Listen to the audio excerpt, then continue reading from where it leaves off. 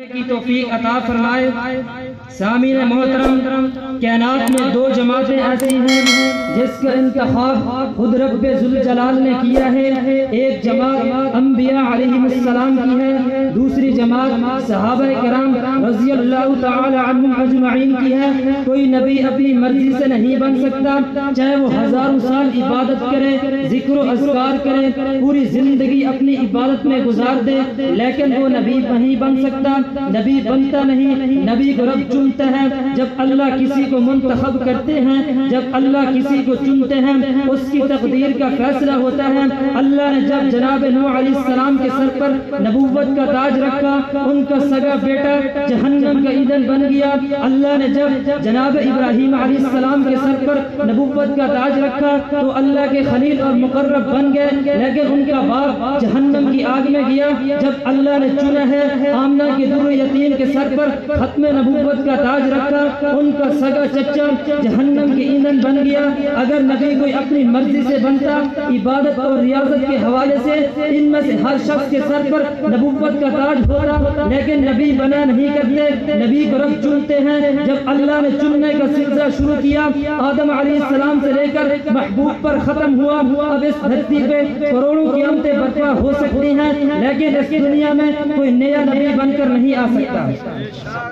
جس طرح نبوت خدا کے انتخاب ہے، ایسے مقام صحابیت بھی خدا کے انتخاب ہے کہ صحابی بھی کوئی اپنی مرضی سے نہیں بن سکتا، صحابی کو بھی اللہ تعالی چنتے ہیں۔ اہل سنت والجماعت میرے اکابر اسلاف کی عقیدہ ہے، کوئی شخص ہزاروں سال عبادت کرے، ذکر و اذکار کرے، پوری کائنات کے ولیوں کی ولایتوں اور عبادتوں کو جمع کر دیا جائے۔ اکیلا بلال جو شکل کا سامنا اور کالا ہے، سادہ سے کپڑے پہن کر جب وہ مسجد نبوی میں کھڑے ہو کر اشہد ان محمد رسول اللہ کہتے ہوئے، جب اس کی نگاہ پیغمبر کے رخ اطہر پہ جب اپنی نگاہ کو پیغمبر کے رخ اطہر پہ ڈالتا تھا، پوری کائنات کے ولیوں کی عبادت اس بلال کی ایک نگاہ کا مقابلہ نہیں کر سکتی۔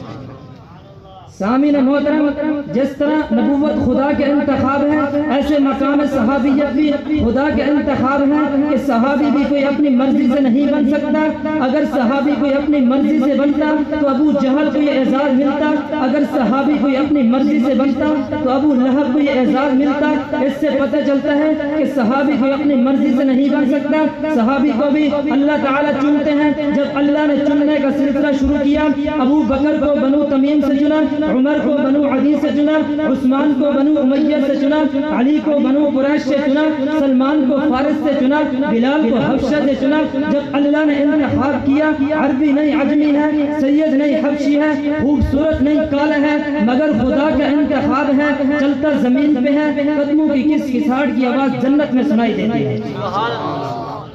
سامعین محترم، جب آپ نے یہ کہہ دیا کہ صحابہ خدا کے انتخاب ہیں اور جو اللہ کے انتخاب ہو اس پر تنقید کرنے کا کسی کو حق نہیں ہوتا، کہ جو اللہ کے انتخاب ہو، جس کو اللہ چنے، اس پر تنقید کرنے والا مسلمان نہیں رہتا۔ مسلمانوں کا عقیدہ ہے کہ اللہ عالم الغیب ہے، مسلمانوں کا عقیدہ ہے اللہ علیم بذات الصدور ہے، مسلمانوں کا عقیدہ ہے اللہ پوری کائنات کے علوم پر حاوی اور واقف ہے۔ اللہ جب کسی کو نبی منتخب کرتا ہے، اللہ اس کے دل کو دیکھتا ہے، پھر اس کو منتخب کرتا ہے۔ اللہ کے انتخاب پہ تنقید کرنے والا در حقیقت یہ کہنا چاہتا ہے کہ نعوذ باللہ وہ اللہ کے علم کا منکر ہے، کہ اللہ کو پتہ نہیں تھا کس کو صحابی بنانا ہے، اللہ کو پتہ نہیں تھا کس کو نبی بنانا ہے، یہ اللہ کے علم کا منکر ہے۔ اللہ کے انتخاب پہ تنقید کرنے والا اللہ کی قدرت کاملہ کا منکر ہے۔ اللہ کے انتخاب پہ تنقید کرنے والا کہ اللہ کی قدرت کاملہ کا منکر ہے، کہ رب کے اختیار میں نہیں تھا کہ کسی اچھے آدمی کو چنتا، نعوذ باللہ غلط آدمی کو چن کر پیغمبر کے پاس بھیج دیا۔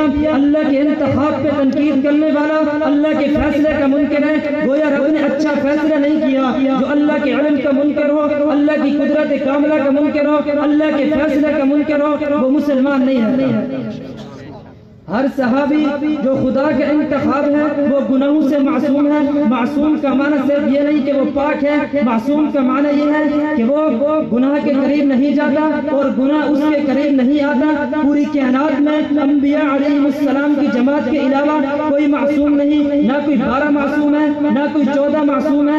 معصوم صرف نبوت ہے اور غیر نبی یعنی صحابہ کرام رضی اللہ تعالی عنہم اجمعین کی جماعت معصوم تو نہیں، محفوظ ہے. محفوظ کا معنی یہ ہے کہ گناہ کی صلاحیت تو موجود ہے کہ انسان جو ہے. محفوظ کا معنی یہ ہے جب چھوٹا سا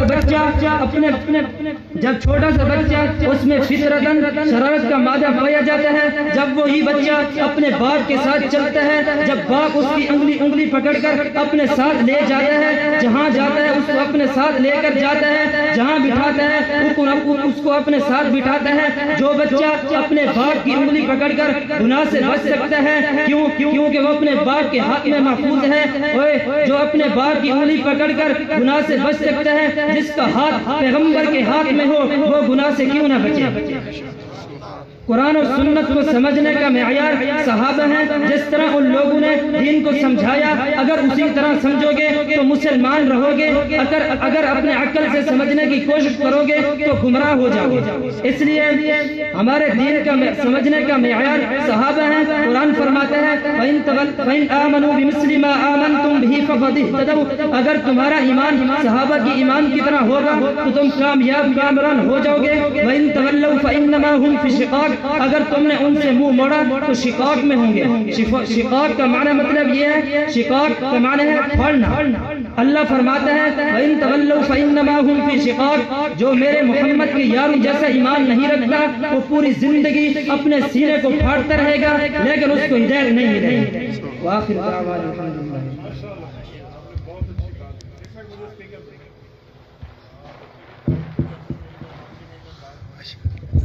السلام علیکم. بہت اچھی بات فرمائی ہے، اللہ ان کو جزائے خیر عطا فرمائے. میں ایک کریکشن کر دوں، حضرت بلال کالے نہیں تھے. باقی بھائی کی بات بہت اچھی ہے، میں ان کو شرمندہ نہیں کر رہا، صرف سمجھا رہا ہوں. بات صحابی کی ہے. حضرت بلال کالے نہیں تھے. کسی کے پاس روایت ہے ان کے کالا ہونے کی، وہ لائے اور مجھ سے تحفہ لے جائے. وہ کالے نہیں تھے، یہ غلط مشہور ہے. علامہ ابن اسیر الجزری نے اس دلغابہ میں لکھا ہے تیز گندم کا کلر تھا.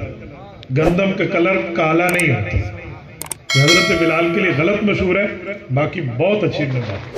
پریشان تو نہیں ہوگے؟ میں بیان میں روکنا چاہتا تھا، پھر میں نے کہا کہ روک نہ جاؤں. بعد میں کریکشن کر دینا اچھا ہے، یہ نہ ہو بعد میں آپ کہنا میں مولوی موجودگی جو کالا آتی ہے. Subscribe to our channel by clicking the subscribe button. Click the bell button and enjoy the latest uploads from our channel.